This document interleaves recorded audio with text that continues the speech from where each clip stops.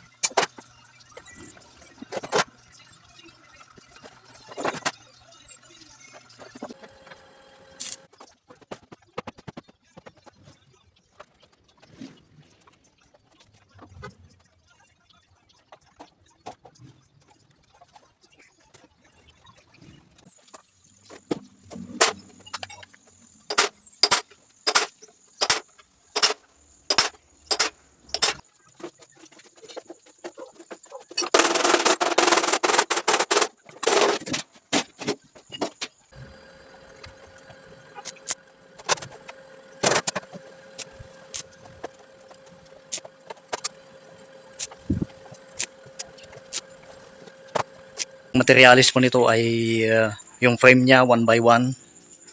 Saka itong galvan niya ay 0.8. Saka itong flat bar naman na pinang-ipit natin dito sa mga screen 1/8x1, pero makapal po yan.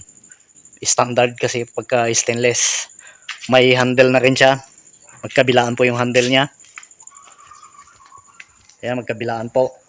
Bali, tatlong screen po ang ginamit natin dyan. Yung ampli-mesh, saka yung expanded, saka yung manipis. Nakalimutan ko na pa ang pangalan.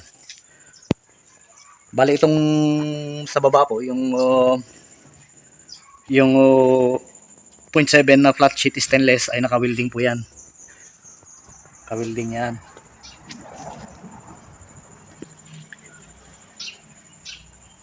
Ito naman sa kabila, puro screen door ang gawa natin ngayon.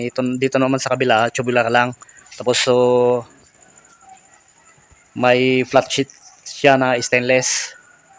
Ito naman ang pinagkaiba nito, may siya, may hamba siya. Kasi ito na daw ang pinaka-door nila. Kaya lagyan natin ng hamba. May sariling lock na rin yan at may paglagyan ng kandado. Ayun. Yung handle niya, ginawa natin stainless. Ganon din dito, nakaipit din yung mga screen. Iba naman ang ginawa natin dito, nakaipit yung flat sheet na stainless. Ayan o, nakaipit ng flat bar.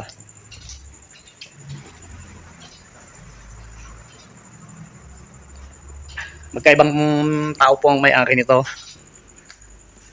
Dito naman, pintuan, steel door.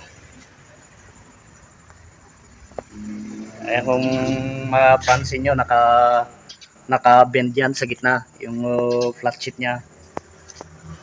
Dito naman, lalagyan namin ng salamin yan. May salamin po dito yan.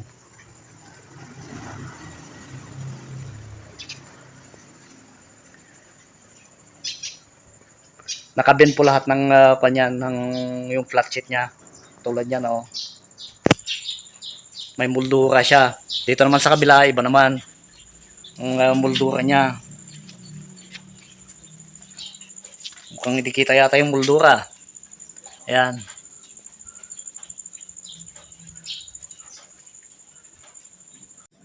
Ang materialis po dito sa tubular, dito sa hamba niya 1 by 2 pala, 1 by 2. Kaya lang palapad siya. Dito naman 1 by 2 rin. May basyada na rin siya, naglagay tayo ng 12 mm na square bar, saka minasilihan natin dito.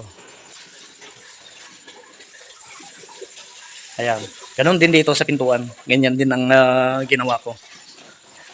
May 12 mm na square bar, saka masilyado dito sa gilid niya.